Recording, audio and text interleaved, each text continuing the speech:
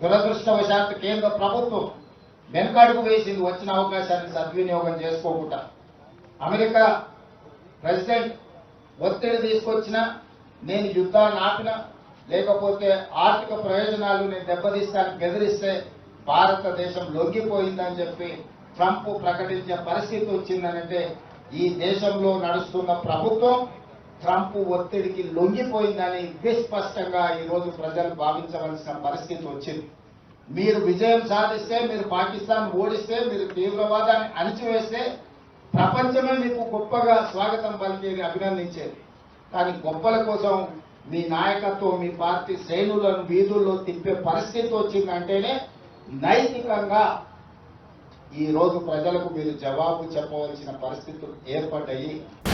దురదృష్టవశాత్తు కేంద్ర ప్రభుత్వం వెనకడుగు వేసింది. వచ్చిన అవకాశాన్ని సద్వినియోగం చేసుకోకుండా అమెరికా ప్రెసిడెంట్ ఒత్తిడి తీసుకొచ్చినా, నేను యుద్ధాన్ని ఆపినా, లేకపోతే ఆర్థిక ప్రయోజనాలు నేను దెబ్బతీస్తానికి బెదిరిస్తే భారతదేశం లొంగిపోయిందని చెప్పి ట్రంప్ ప్రకటించే పరిస్థితి వచ్చిందనంటే ఈ దేశంలో నడుస్తున్న ప్రభుత్వం ట్రంప్ ఒత్తిడికి లొంగిపోయిందని విస్పష్టంగా ఈరోజు ప్రజలు భావించవలసిన పరిస్థితి వచ్చింది. మీరు విజయం సాధిస్తే, మీరు పాకిస్తాన్ ఓడిస్తే, మీరు తీవ్రవాదాన్ని అణిచివేస్తే ప్రపంచమే మీకు గొప్పగా స్వాగతం పలికేది, అభినందించేది.